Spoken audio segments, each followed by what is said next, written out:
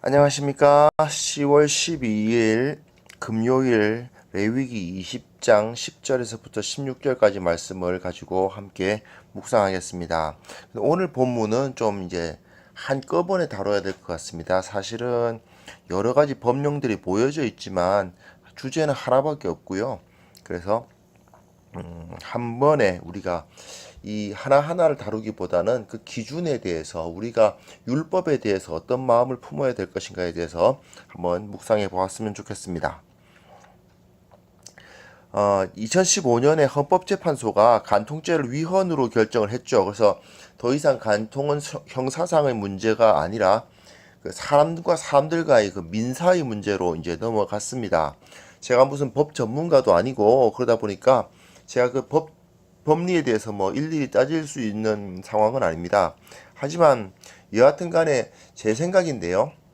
법이란 것이 점점 더 이제 그 어떤 기준이 있다기보다 그러니까 그 객관적인 기준, 사람과 사람 위에 있는 어떤 권위에 의한 기준이 아니라 그냥 다른 사람에게 피해를 끼치지 않는 한도를 정해라 정도가 법이 되어가고 있는 것만 같습니다.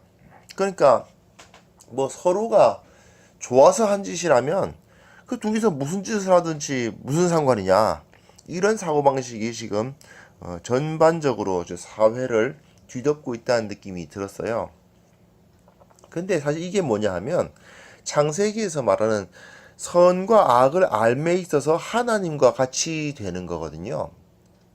창세기 3장 22절에 선악을 알게 하는 나무가 하나님의 권위에 의해서 세워져서 그것을 보고 무엇이 선하고 무엇이 악한지를 알았던 시절이 이제는 아니고, 그것을 사람이 범함으로 말미암아 선과 악을 자기가 정하는 거예요.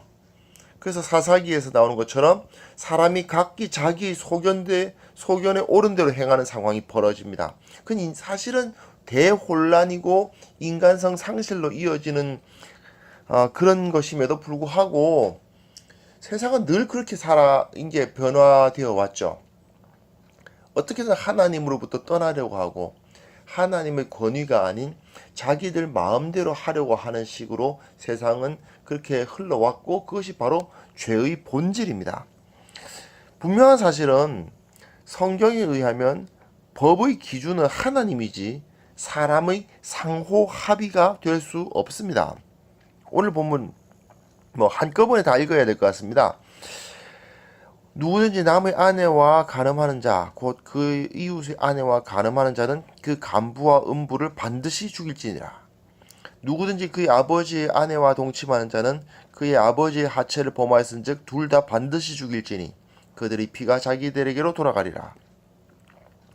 누구든지 그의 며느리와 동침하거든 둘 다 반드시 죽일지니 그들이 가증한 일을 행하였음이라. 그들의 피가 자기들에게로 돌아가리라. 누구든지 여인과 동침하던 남자와 동침하면 둘 다 가증한 일을 행함인즉 반드시 죽일지니 자기의 피가 자기에게로 돌아가리라. 누구든지 아내와 자기의 장모를 함께 데리고 살면 악행인즉 그와 그들을 함께 불살을지니 이는 너희 중에 악행이 없게 하려 함이니라.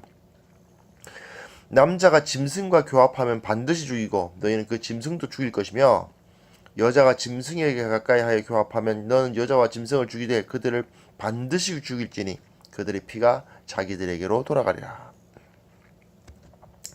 신명기 22장 보시면요, 그 강간의 경우는 어떤 그 폭력이나 위력에 의한 강간의 경우는 남자만 그 죄가 있어서 그 남자만 죽이도록 되어 있습니다.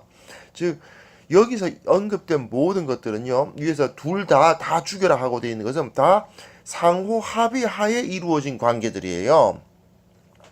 어떻게 그런 일이 있을 수 있는가 싶은 생각이 들지만, 뭐 며느리와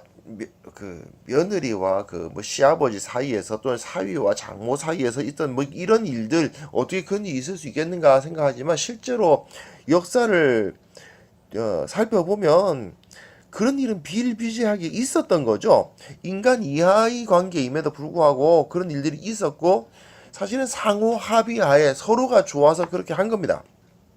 그런데 하나님께서는 이런 범죄에 대해서 둘 다 반드시 죽여라 하고 말씀하십니다. 그리고 자기의 피가 자기에게로 돌아간다. 즉 그 피를 흘린 책임이 죽임을 당한 자 자신에게 돌아가기 때문에 그 사형을 집행한 죽인 자에게는 책임이 없다. 그 말입니다.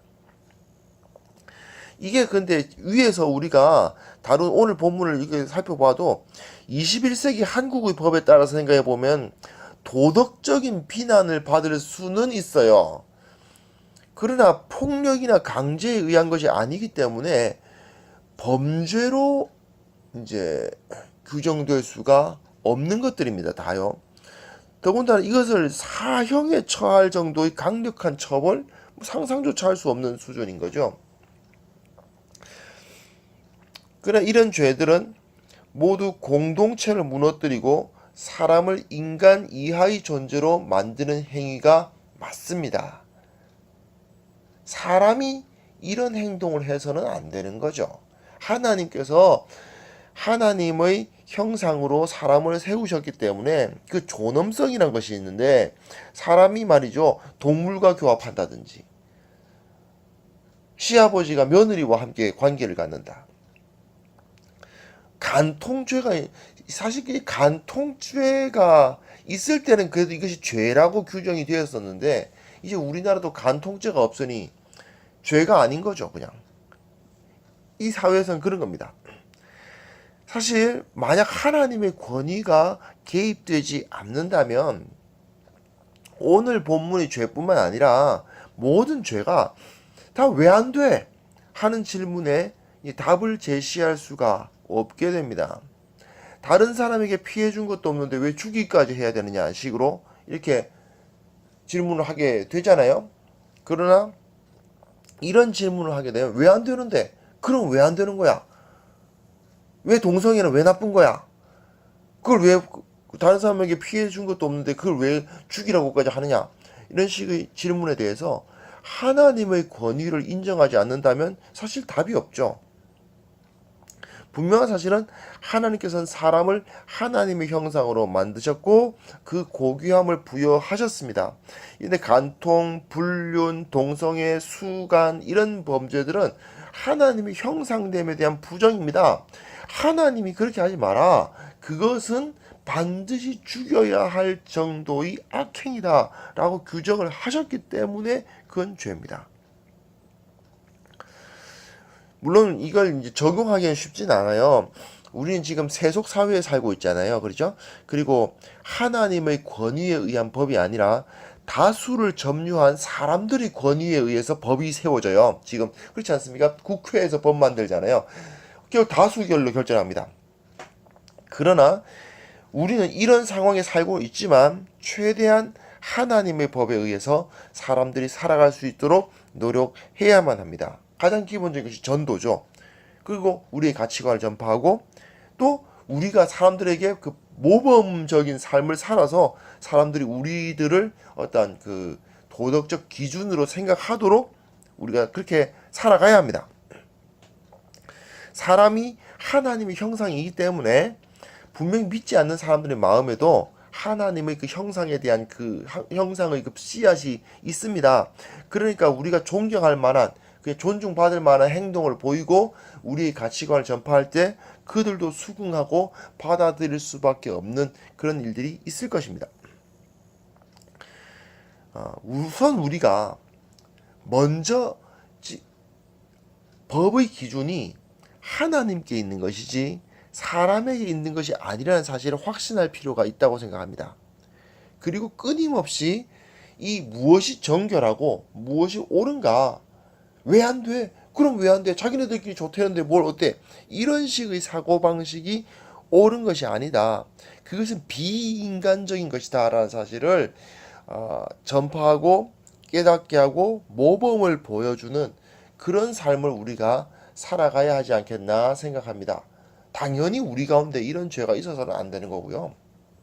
또한 사람들에게 우리가 모범이 되어서 이 땅에 살아가는 모든 사람들이 이것이 결코 사람으로서 할 일이 아니다는 것을 알게 하는 그런 삶을 우리가 살 수 있었으면 좋겠습니다. 기도하겠습니다. 하나님 아버지, 우리가 주님 앞에 부끄럽지 않게 살아갈 수 있도록 도와주시고 점점 더 인간성이 말살되어 가고 동물이나 다름없는 부끄러운 행위들이 나타나고 있는 이 세상 가운데 하나님께서 무엇이 올바른 것이고 무엇이 진정 인간으로서의 존엄성을 가진 것인지 온전히 보여주시고 이 세상 가운데 드러내어 주시고 또한 그것을 위해서 우리를 사용하여 주옵소서. 예수 그리스도의 이름으로 기도합니다. 아멘.